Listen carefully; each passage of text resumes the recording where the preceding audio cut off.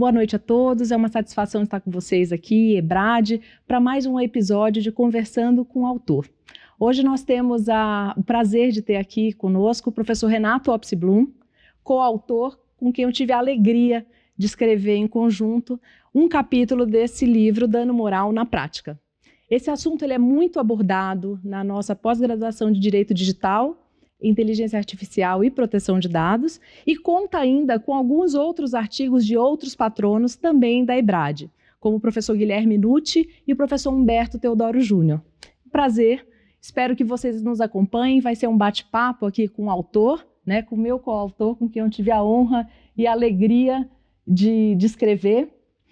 E a gente vai bater um papo sobre os capítulos que a gente abordou, na realidade sobre os temas que a gente abordou no capítulo de direito, de dano moral no direito digital. Queria reforçar que para mim também é uma alegria enorme ter contado com a participação da professora Aninha, querida Aninha, que escreveu muito mais boa parte do artigo, então os grandes créditos vão para ela. Eu só fiz alguns pitacos, dei algumas sugestões e fiz algumas inclusões, apenas isso. Mas nesse tema do dano moral envolvendo direito digital e tecnologia como um todo, nós temos hoje, se a Aninha permitir... Por favor, professor. Também dando boa noite a todos, né? Tenho mania de começo a olhar para a câmera, começo a falar, então me perdoem. Aninha, você me corta se eu começar a falar demais, mas voltando ao tópico, hoje, nas relações digitais, nós temos aí grandes impactos envolvendo o tema dano moral. Exato. Dano moral clássico começou a ser bem questionado e intensificado com a Constituição de 88. Hoje nós temos mais potência, muito mais viralização, ou seja, impulsionamento de conteúdos, impulsionamento orgânico ou indireto. E temos uma consequência de impacto também muito diferente. Hoje, quando falamos em meios digitais, nós temos as redes sociais, temos o WhatsApp e outros meios de comunicação, temos a inteligência artificial criando situações irreais, temos ferramentas que aceleram os posts desses eventuais conteúdos ilícitos e, portanto, temos também aí a consequência daquilo que não pode ser posteriormente apagado ou deletado. Então, algo que fere, que causa aquela dor, que gera o dano moral, muitas vezes continua gerando, que é algo que está sendo muito discutido na jurisprudência, que é quanto vale essa perpetuidade de um conteúdo ilícito, que a gente trata também de forma indireta aqui. Então nós temos, em breve síntese aqui, a questão da adequação das indenizações, do valor, proporcional à realidade digital. Nós temos essa adequação que vai evoluir para a questão da inteligência artificial. Temos a questão da viralização, agora acertou, fica gravado bonitinho. Temos as características específicas de cada ambiente em que ocorreu o dano moral digital, a inteligência artificial, e tem um tema final que eu gostaria de tratar, que é um grande desafio para o direito, que está coligado, né, com o dano moral, que é a questão do direito de resposta, que pode aliviar, em parte, né, o dano moral, especialmente com relação àquela questão, deixei por último, da perpetuidade. Então, como fazer com que a pessoa atacada, por exemplo, numa calúnia, injúria, difamação, uma fake news, possa contar a sua história, possa exercer o seu direito de resposta previsto, inclusive decorre de questões constitucionais, e possa, na mesma proporção, né, professora Aninha, exercer esse direito de resposta para que pelo menos uma parte daquelas pessoas que receberam aquele conteúdo e que impactou e que, inclusive, incrementou o dano moral, possam ter também a versão da vítima. Então, como fazer isso? E aí nós trazemos, né, para a camada de discussão também, sem dúvida, aqueles que têm aquele botãozinho do liga e do desliga, que são as plataformas digitais, nesse, vamos dizer assim, sistema digital tão intenso que nós dependemos e vivemos hoje. Então, são várias características, nuances, institutos que nós colocamos em xeque e que para o direito é muito bonito estar debatendo isso. Exatamente, professor. Eu acho que o senhor antecipou bastante coisa importante e eu acho que me traz aqui a facilidade. Ainda bem que você cortou, porque senão não. Não, é importantíssimo que o senhor participe, professor. Hoje a nossa estrela é o senhor. Negativo. Estou aqui com Você. essa Estrela incumbência e essa feminina. honra de entrevistá-lo. Professor, é o seguinte, a gente vê que com o avanço tecnológico, democratização da internet, hoje, para quem é de uma geração anterior, a gente sabe o quanto era caro ter internet, o quanto eram limitados os minutos de conexão, e a partir do momento em que a gente democratiza, a gente começa a ter uma sociedade que se comunica de forma diferente, concorda? Antes, para fazer uma fofoca, precisava eu e o senhor, né? Pelo menos. Né? E era uma fofoca limitada, porque no final das contas o poder de multiplicação era muito pequeno, né? Então o potencial era pequeno, poder enfim, de expandir essa notícia para a sociedade era muito pequeno, né? Hoje a gente sabe que não precisa dessa segunda pessoa, que uma pessoa só, com um clique, consegue fazer um estrago grande, e que a gente não tem mais barreira geográfica, a gente não tem mais barreira física. Posso estar aqui, a fofoca pode chegar na Rússia, pode chegar em qualquer país da Ásia, enfim, e o dano, naturalmente, em virtude dessa circunstância, ele é um dano diferente daquele dano da fofoca de antigamente, né? De um jornal local antigamente, né? Professor, como é que o senhor enxergou, e eu sei que o senhor acompanhou essa evolução, como é que o senhor enxerga esse dano moral no direito digital em relação ao dano moral clássico lá do Código Civil? A gente tem Código Civil de 16 falando sobre isso, um pouquinho tímido, a jurisprudência não acatou muito dano moral ali, né? Depois vem a Constituição de 88, que aí começa a se falar mais sobre essa necessidade de reparar, essa reparabilidade do dano moral, porque daí coloca não só qualquer tipo de dano, mas o dano moral de forma expressa, expande para o legislativo começa a botar isso em Código Civil, depois Marco Civil da Internet, em alguns aspectos. Eu queria entender como é que o senhor enxergou, como é que o senhor viu na prática, professor, e como é que contribuiu para escrever esse artigo, essa evolução no tempo, influenciando o direito. Então, Aninha, vamos falar da Constituição analógica, entre aspas, então, de 88, que a gente tinha um novo, mas já velho conceito, até pela restrição que existia na divulgação e disseminação dessas questões aí que possam macular a honra das pessoas e já o dano moral. Quando nós fomentamos aí essa interconexão que trouxe a internet como um todo, aí nós criamos múltiplos canais de comunicação. Com vários cliques a gente potencializa. Exato. Isso sem falar nas questões de competência e jurisdição. Vamos ficar aqui só na questão da potência, que é a tua pergunta. Então hoje, nesse mundo interconectado, superativo, digital, dependente, e que inclusive o Brasil alcança um destaque gigantesco aí quando a gente fala em interação, redes sociais, seja em tempo de uso, seja em participação em redes sociais. O Brasil oscila primeiro, às vezes segundo, terceiro no máximo, mas é um país de grande relevância. Aquilo que é postado, que é publicado, e se aquilo for ilícito, vai afetar alguém. Então a potência, vamos usar esse termo, potência, ela é diferente da potência original, quando se começa a discutir a doutrina, né, do Código 16 que você lembrou bem, e a doutrina vai, avança, etc. Mas em 88 é que a coisa muda num outro cenário, analógico. Exato. Que é como você colocou, duas pessoas, era fofoca, né, regional. A pior situação possível seria quando saia no jornal do dia seguinte. Então nós líamos o jornal do dia seguinte, ali existiam as informações. Com uma limitação geográfica, né? Geográfica ou rádio e televisão, né, que eram os grandes veículos. Não tinha dano moral por telex, nem por telegrama. Isso era difícil de ter, porque era como se fosse uma carta, era mais restrito, então era mais fácil. O que eu questiono hoje, Aninha, é a questão dessa percepção de potência está sendo devidamente absorvida nas decisões judiciais. Me parece que as decisões ainda são um pouco tímidas com relação ao valor. O valor acaba sendo desproporcional ao dano efetivo, seja pela potência, pela perpetuidade, né, pelo alcance, pelo contexto, inclusive pela intensidade, né, das nossas interações aqui como brasileiros, inclusive.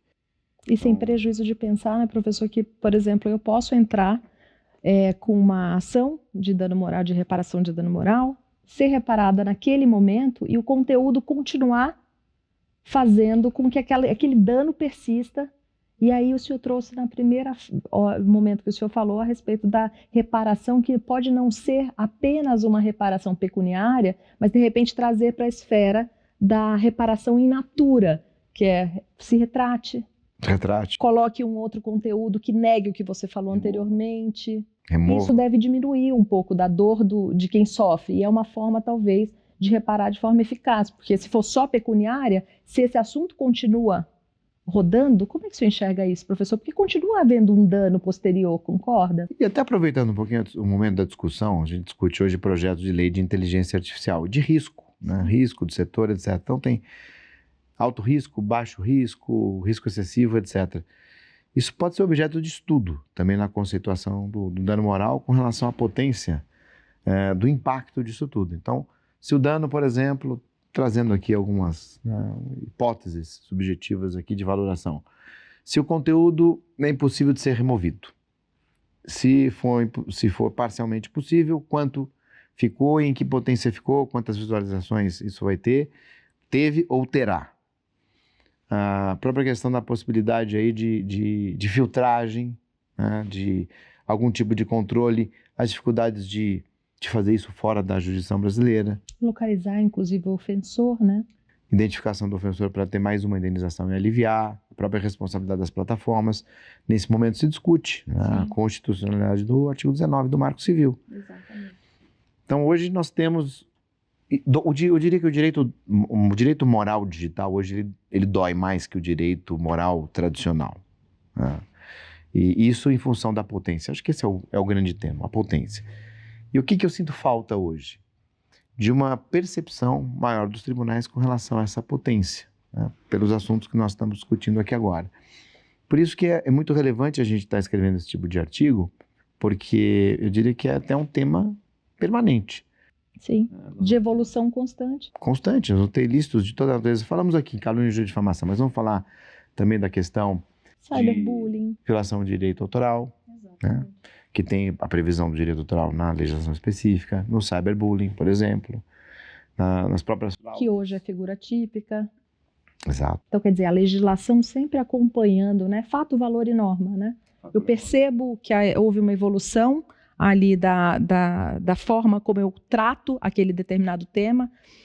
Eu, enquanto sociedade, valoro aquele fato, né? A gente acabou de falar de potencialização. Potência, eu acho que é a palavra da conversa, porque a gente vê essa potência, enxerga que a gente não pode mais interpretar as normas que hoje existem, que pode regular o dano moral digital, mas que a gente não pode mais aplicar da mesma forma em virtude dessa potência. Então muda o contexto, na realidade, ou de duas uma, né? Ou eu faço nova norma para adaptar ao novo cenário, novo contexto social, ou eu começo a interpretar, e aí é uma interpretação menos da sociedade, mais dos tribunais, que eu começo a interpretar aquela norma de uma forma potencializada em virtude do efeito que aquele novo contexto traz para a vida de quem sofre o dano, não é? Agora deixa eu perguntar para você. Claro. Você está perguntando só para mim, agora vamos... O senhor é o entrevistado. Vamos inverter um pouquinho aqui. Aninha, quais seriam... o que nós poderíamos ter para evoluir nessa questão e trazer um tratamento mais atual, mais adequado nessas questões do direito moral digital? O que nós poderíamos propor? Professor, eu acho que assim, num primeiro momento a gente tinha ali, como a gente falou, Código Civil, Constituição Federal, aí vem Código Civil, que na minha época era o novo Código Civil, mas é de 2002, nós estamos à véspera de um novíssimo Código Civil, né? Marco Civil da Internet. Eu acho que o que a gente pode fazer agora, professor, é olhar para o que a gente tem dentro de casa e, mais uma vez, fazer esse dever de interpretá-lo de acordo com essas novas tecnologias. No momento, a gente falou a respeito do Marco Civil da Internet. No momento do Marco Civil da Internet, por exemplo, eu não tinha problemas com deepfake, eu não tinha problema com deep nudes, que trouxe tanto prejuízo, tanto dano para crianças. Não sei se você recorda daqueles casos, Pernambuco e Rio de Janeiro, uma escola, um determinado aluno ou alguém externo capturou ali a foto de uma turma de crianças e fez deep nudes, quer dizer, usou o corpo daqueles, eram adolescentes, né, crianças e adolescentes, para colocar como se essas pessoas estivessem sem roupa. Então, quer dizer, você imagina esse dano, né? Então, eu acho que a evolução não para por aí, ainda que a gente discuta o artigo 19 do Marco Civil, acho que o tema não para por aí. Acontecem, novos contextos se apresentam, como as deepfakes agora, né? Como que a gente vai descobrir que é realmente a deepfake? E aí o senhor vai falar muito melhor do que eu. Áudios, né? com poucos minutos ou talvez segundos de voz, eu consigo gerar qualquer tipo de conteúdo com a minha, com a sua voz, com a voz de terceiro, de pessoas públicas. Eu diria que nós temos 2 pontos, Aninha. Primeiro, essa dificuldade realmente pericial. Aliás, um mercado muito grande aqui para os peritos. Mas além dessa dificuldade pericial, também a capacidade de, no menor tempo, no tempo adequado, as pessoas perceberem, pelo menos com um mínimo senso, o que seria real e o que não seria. Porque se tudo ficar igual, o real ficar igual do artificial, o que pode acontecer? As pessoas não irão mais acreditar nas coisas. Como que o direito vai resolver isso? Exato. Trazer a garantia à paz social, que é a finalidade maior do direito.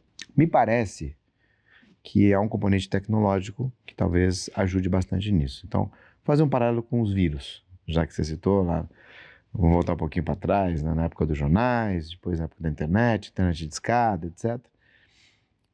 E tinha uma época que a sociedade ela ansiava muito pelos programas antivírus. Então todo mundo tinha um antivírus, ainda que gratuito, no seu dispositivo, na sua máquina. Dispositivo móvel não, mas na sua máquina, né, no seu desktop. Isso agora caiu bastante porque os sistemas se atualizam mais rápido em função da conexão. Mas será que nós teremos aí dispositivos anti-artificialidade ou anti-inteligência artificial? Ou seja, nós teremos que atualizar sempre um determinado programa que ele vai ficar pitando dizendo, olha, isso que você acabou de acessar ou receber, isso é artificial, isso não é verdadeiro. Então, seria uma possibilidade? Seria. Tem impactos legais? Tem. Será que a tecnologia consegue acompanhar isso? Coloco essa dúvida, porque até esse momento, nesse nosso bate-papo, nós temos hoje uma dificuldade efetiva. As principais aplicações que fazem isso têm um índice de acuidade em torno de 50%. Exatamente. Testei uma hoje, por acaso. O que você achou? Keynote. Achei que falhou, na realidade. Ele era um texto copiado de um determinado autor brasileiro, talvez porque o conteúdo é brasileiro. Ele fez a aproximação de 59 palavras daquele texto e ele deu 0 possibilidade de plágio. Ele emite, inclusive, um relatório. Então, assim, eu acho que falhou, talvez porque a biblioteca desse lugar talvez não esteja tão adequada para a nossa realidade brasileira. Você pega, por exemplo, se não me engano, o DALL-E, que faz imagens, acho que é o DALL-E, tá? Se não for, existe uma aplicação que tem um índice de 98%, mas isso se a comparação for na aplicação. Então, hoje nós temos criação de vídeos e de imagens aí em várias plataformas. Mas se for naquela, sim. Então, existe aqui uma possibilidade, um caminho de que as próprias plataformas possam fazer isso. Mas é um início. De qualquer forma, é algo que eu acho que vai acontecer mais cedo ou mais tarde. Nós teremos aí essa briga do artificial, do real. E se não tivermos esse esclarecimento, essa clarificação, realmente nós vamos ver aquilo que... Uma vez eu quase escrevi um artigo que era a internet da mentira. Então, o que é mentira, o que é verdade. Seja lá como for, teremos sempre aqui a consequência, que seria o dano. Sem dúvida. Professor, vamos aproveitar e falar no segundo tópico que a gente aborda nesse livro, responsabilidade civil, né, de quem pratica a ofensa que causa o dano moral, né? A gente tinha um cenário, um contexto, a gente tem de forma geral uma responsabilidade civil subjetiva e normalmente punindo o ofensor, né? Ponto. Né? A gente por muito tempo teve só isso, né? E a jurisprudência variando ali vamos dividir essa responsabilidade com as plataformas, com os provedores, né, de internet, de aplicação, vamos dividir ou não dividir, colocar como solidária, não colocar como solidária, enfim, a jurisprudência por muito tempo ela flutuou nesse sentido, do dever de cuidado dos provedores de aplicação, né? Então, aqui, enfim, tem uma série de julgamentos, a gente trouxe alguma jurisprudência para o livro, nesse sentido de trazer essa informação de flutuação. Num primeiro momento, olha, alguns julgados dizendo o seguinte, olha, faltou o dever de cautela aqui com relação ao conteúdo. Num segundo momento, não faltou com o dever de cautela, não existe esse dever por lei e, portanto, essas plataformas, esses provedores, perdão, não deveriam ter sido punidos nesse sentido. Então, até que veio, em 2014, faz já algum tempo, né? Parece uma coisa tão recente, 10 anos. 10 anos, o Marco Civil da Internet para resolver um pouco mais essa celeuma e acalmar a jurisprudência num único sentido, né? Trazendo uma segurança até jurídica, inclusive para as plataformas, né? A gente tem que pensar na vítima, mas a gente tem que pensar que tem um negócio, né, que precisa de uma segurança jurídica para que ele corra bem, né? Para que ele se perpetue, inclusive, e evolua. Professor, o que o senhor achou dessa alteração no tempo? O senhor achou que isso acompanhou da forma correta? O que a gente tem visto hoje nos tribunais? Talvez o livro não traz a nossa opinião, né? Naturalmente, traz a opinião da doutrina e da jurisprudência. O que o senhor acha sobre essa evolução de doutrina e jurisprudência no sentido de responsabilização tanto do ofensor quanto dos provedores de aplicação, professor? Professora Aninha, né, que é o jeito carinhoso que a gente, né, se dirige a você aqui. Bom, nós temos um amadurecimento nesse momento dessa questão da interpretação, até pelo esclarecimento de alguns pontos. Mas a gente não pode descartar também os princípios da responsabilidade nessas questões. Então, se houve algum tipo de participação, algum tipo de edição, ou até possibilidade de controle, de gerenciamento, de bloqueio, essas questões que envolvem a ação prévia ou posterior, isso deve ser considerado. E hoje nós temos ferramentas tecnológicas que trazem algumas respostas.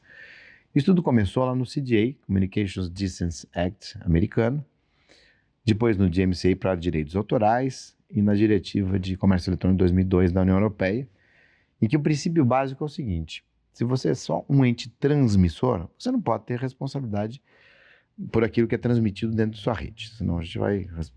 Qual era o conceito? Você vai responsabilizar todas as companhias telefônicas, por exemplo, streaming, etc. e daí por diante. E está certo isso. Uhum. Quando você mistura a questão do transmissor também com o produtor de conteúdo, aí a figura começa a mudar, porque você começa a ter a possibilidade de editar.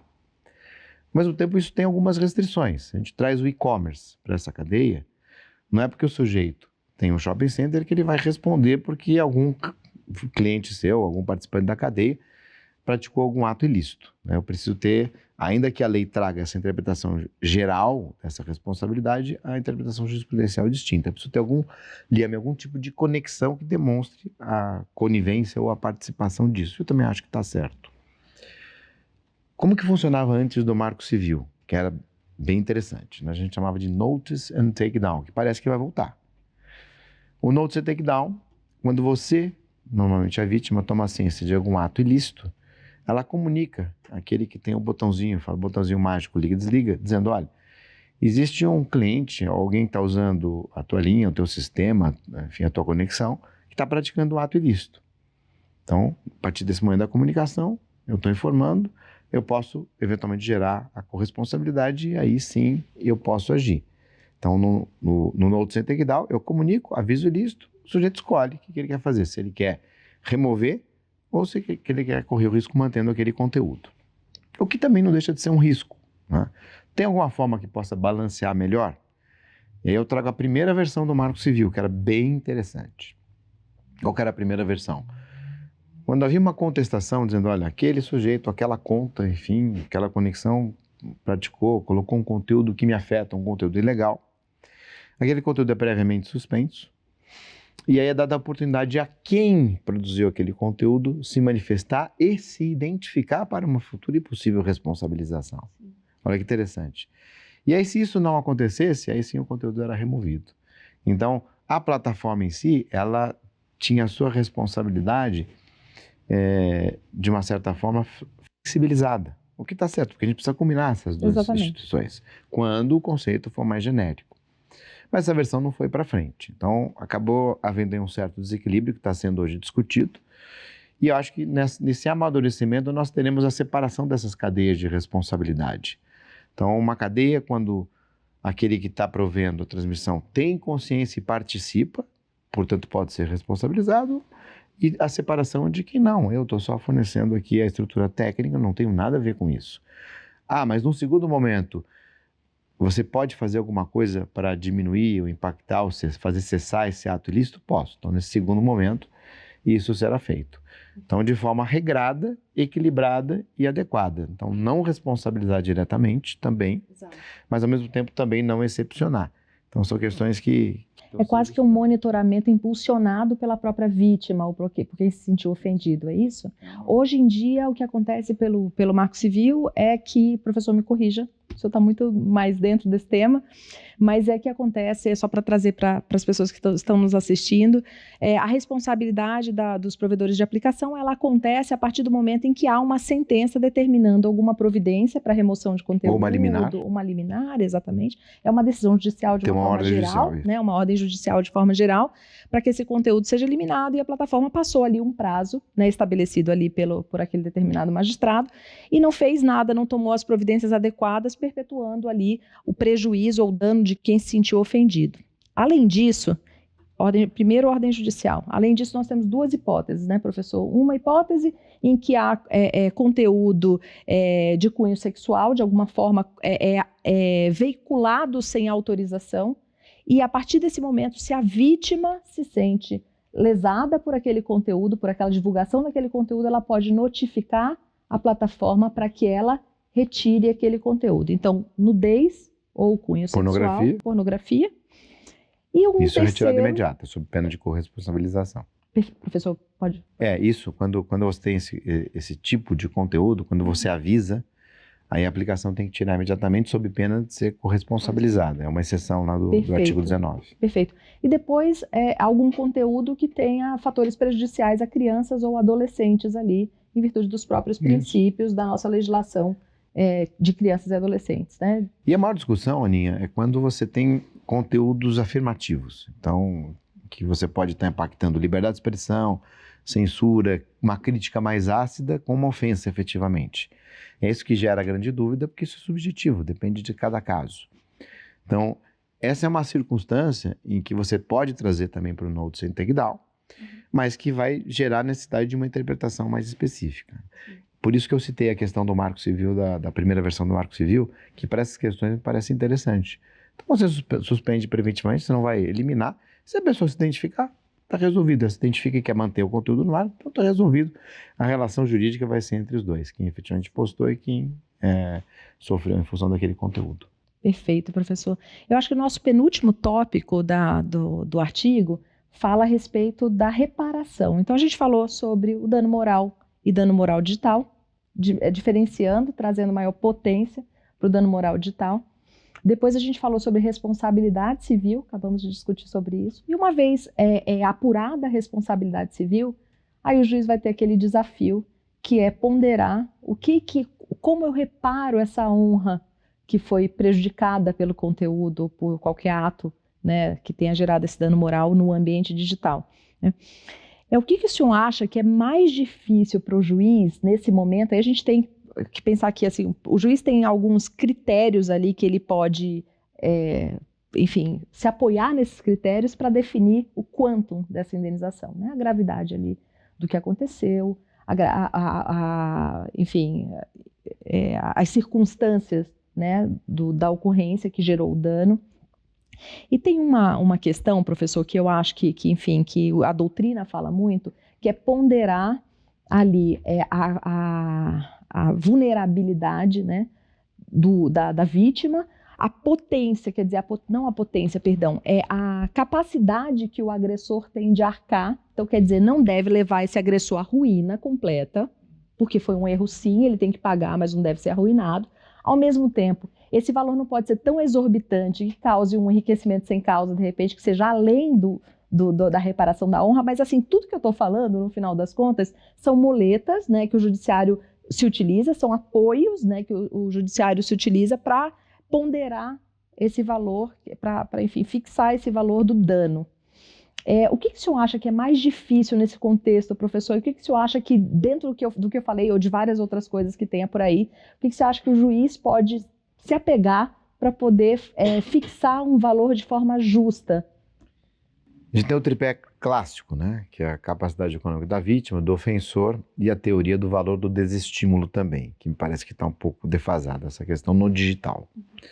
Mas nós podemos acrescentar, por exemplo, a obrigação, além da sanção pecuniária, da imposição de uma indenização, também a obrigação de que ele peça desculpas ou se retrate da melhor forma possível e na melhor potência possível, proporcional àquilo que foi feito anteriormente na sua ação primária. Então você paga uma indenização, mas você também tem que vir ao público dizer que aquilo foi mentira, ou se desculpar, etc. E usando, inclusive, recursos tecnológicos para dar essa propagação, pelo menos mínima.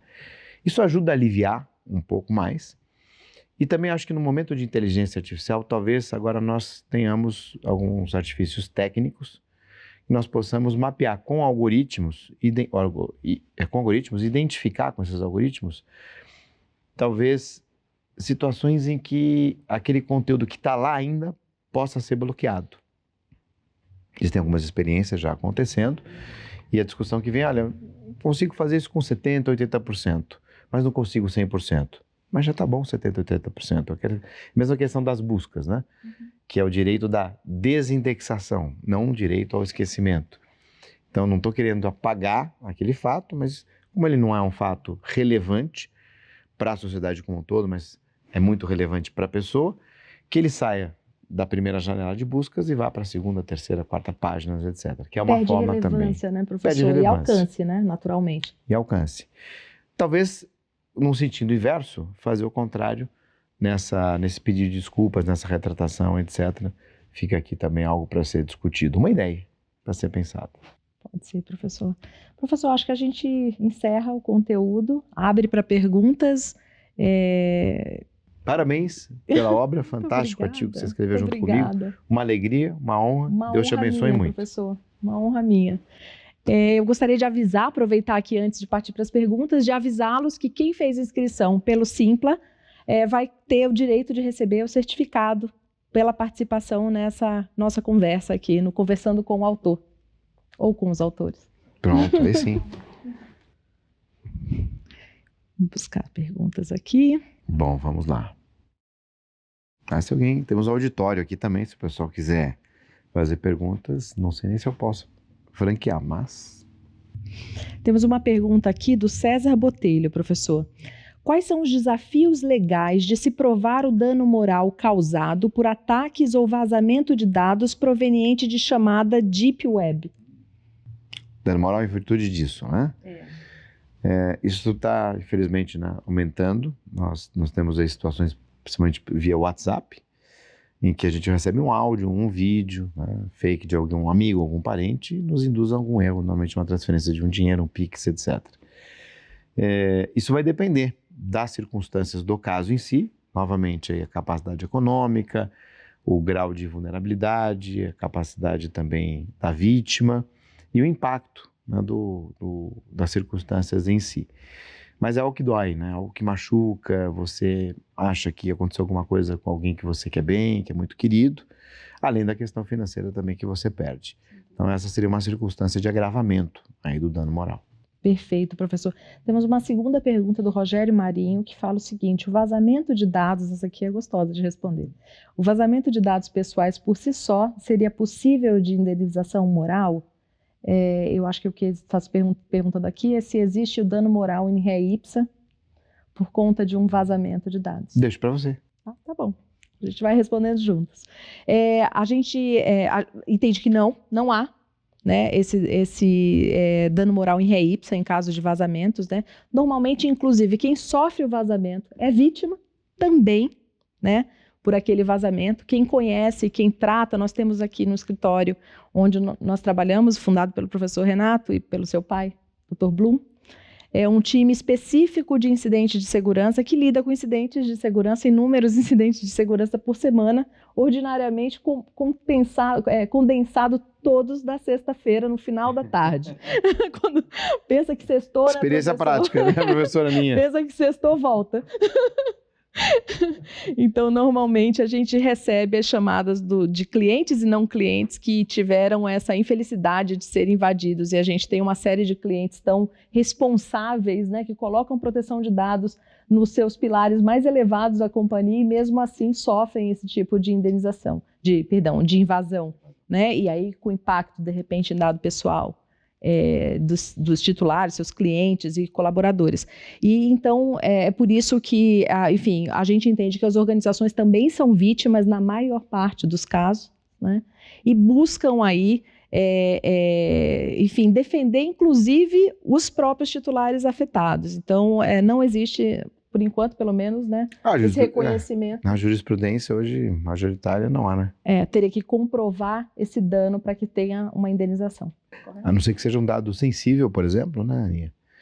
Fica mais próximo, fica mais fácil provar que existe um dano, né? Mais fácil. Porque potencializa a possibilidade de discriminação, enfim. Questão de saúde, mesmo mas ainda assim, valores, etc. Fica mais fácil provar, mas não necessariamente em réis. Exato, né? Exato. Perfeito. Eu vou ver que eu acho que chegou mais uma perguntinha. Eu acho que é a última pergunta que a gente tem aqui, Simone Ottolini. Como está o êxito das execuções das reparações já definidas em sentença judicial transitada em julgado? Bom, Aninha, aí o sujeito já ganhou a indenização, e nós temos que executar, né, o conteúdo daquela sentença, daquela decisão transitada em julgado. E aí nós vamos para aqueles procedimentos tradicionais da busca de bens. Hoje nós temos aqui a integração do judiciário com o Banco Central e outras instituições, toda essa estrutura, robôs automatizados, etc., aquela pesquisa, tem até teimosinha que eles chamam, enfim, etc., vários veículos, né, que o condenado possa ter bens, mas existem hoje também novas formas. Então falávamos aqui nos bastidores também das questões das criptomoedas, existem aí uma forma de busca também usando as corretoras ou com ofício as corretoras de criptomoedas. Uma questão que vem à tona também, a penhora de redes sociais, de perfis de redes sociais, muitas delas são monetizadas também, e não necessariamente a conta, mas o resultado do uso dessas contas, ou qualquer outro tipo de participação digital que exista ou que venha a existir, mas que gere algum tipo de monetização. Então a execução ela tende a se ampliar hoje com esses novos recursos de interação. Facilita por esse lado, pela ampliação. Acho que tem uma pitadinha aqui que só acho que dificulta talvez, se por acaso a gente não localiza o ofensor. Não é? A gente tem essa possibilidade também, não tem, professor? Sem dúvida. Então, quer dizer, o ganha, mas não leva no final das contas, né? Porque você tem uma decisão judicial que te dá o direito, né, de ser indenizado, às vezes estabelece o montante de indenização e você não localiza o sujeito não é localizado, citado por edital, por exemplo, né? Vamos chamar assim, o mesmo processo da jurisdição voluntária, existe hoje a figura de você quebrar o sigilo, por exemplo, sem ter necessariamente a identificação da pessoa. Mas eu diria que talvez seja o maior desafio, né? Quando a pessoa se esconde, efetivamente, até para citação futura, que eu citei aqui o edital, Exatamente. Enfim. Então, sem dúvida, isso agrava bastante. Mas mesmo assim, quando há essa identificação e depois na execução, o sujeito dilapida, por exemplo, seu patrimônio, existe essa dificuldade, mas hoje nós temos novas formas também de verificação, identificação, pesquisas digitais da presença digital da pessoa, que podem trazer essa monetização ainda aqui indireta. Perfeito. Mas é algo, vai sempre existir, né? essa busca pelo patrimônio daquele que foi condenado. Sim. Professor, temos mais duas perguntas. Uma do Renato Borba, sobre a autonomia do país em bloquear a transmissão de mensagens falsas do programa como o WhatsApp ou Telegram, em que o país deseja quebrar o sigilo das mensagens e a empresa não faz o mesmo. Quer que eu leia de novo? Não. Foi o caso do bloqueio do WhatsApp, por exemplo, né, em que a medida coercitiva foi o bloqueio de todo o WhatsApp de todos os brasileiros, que foi desproporcional o uso, a dependência que a gente tem, etc. Mas esse bloqueio, que é o cerne da pergunta, ele acontece pelo IP. Então você pega o range, né, o bloco de IPs Brasil, e você bloqueia no comitê gestor. Ah, mas eu consigo, usando VPN, emular, por exemplo, conexões de outros países? Consigo fazer isso? Isso seria uma forma de conseguir acessar? Sim, mas quantos irão ou conhecem esse tipo de procedimento? Então, do ponto de vista prático, você poderia ter um certo êxito. Isso pode acontecer, por exemplo, numa regulação futura de aplicações, por exemplo. O Brasil resolve, não é o caso é contrário, mas se o Brasil resolvesse impedir, proibir qualquer tipo de apostas digitais, que é o contrário. Hoje há regulamentação nesse sentido. Então você poderia bloquear IPs de aplicações de aposta que poderiam ser acessadas aqui, a partir do Brasil, poderia fazer isso. Posso fazer o contrário, então proibir o uso de uma aplicação que esteja no Brasil, pelo IP brasileiro, também posso fazer. Mas você tem aí situações em que você consegue contornar. Não é a regra, mas existem. O que eu quero dizer é o seguinte, o bloqueio de determinado IP pode ser efetivo em caso de fraude. Então, um site fraudulento, etc., você vai e bloqueia pela URL também, dependendo da situação, pelo IP. Sim. Professor, acabamos as perguntas. Queria agradecer ao senhor. Obrigado, Aninha. Agradecer ao senhor também. O senhor foi meu professor, como muita gente sabe. Tá nos assistindo. E hoje você leciona comigo. Olha que alegria. Alegria, E escreve comigo. Isso é uma honra, isso é um presente divino. Amém. Amém. Professor, eu te agradeço mais uma vez. Gostaria de dizer a todos vocês que esse e mais conteúdos análogos a esse estão na nossa pós-graduação. Gostaria muito de convidá-los a conhecer o conteúdo dessa pós-graduação totalmente atualizado. Estamos com as antenas bem ligadas para o novo código, novíssimo Código Civil e todos os impactos que ele trará para o direito digital. Vamos fazer todas as atualizações quase que imediatamente a esse novo texto, assim que ele for eficaz para a gente, né? Que ele for publicado, e gostaria de convidar vocês a conhecer um pouquinho da pós-graduação junto com a gente. Obrigada. Quero agradecer também aqui a participação, dizer que é uma alegria enorme estar aqui junto com a professora Aninha, lecionando, escrevendo, participando, nossa supervisora, coordenadora aqui, executiva do curso, e dizer que é sempre bom, né, participar desse debate, e ela muito ponderada, muito profunda, voz equilibrada, né, suave, é sempre muito gostoso. E quero registrar aqui minha profunda admiração por você, pelo seu trabalho, pessoa como você é, íntegra, correta, honesta, dedicada, né? E que chora também, o que é muito bom, né?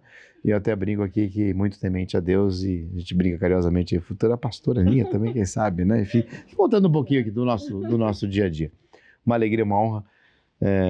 Que Deus te abençoe muito. Muito obrigada, professor. Amém. A todos nós. E agradecer também os alunos que estão aqui com a gente, os alunos da pós-graduação EBRAD, e que tem alguma correlação com o Grupo Ânima, ex-alunos de São Judas. Agradecer aqui a todo o time EBRAD que nos apoiou nessa conversa com o autor. Boa noite. Boa noite.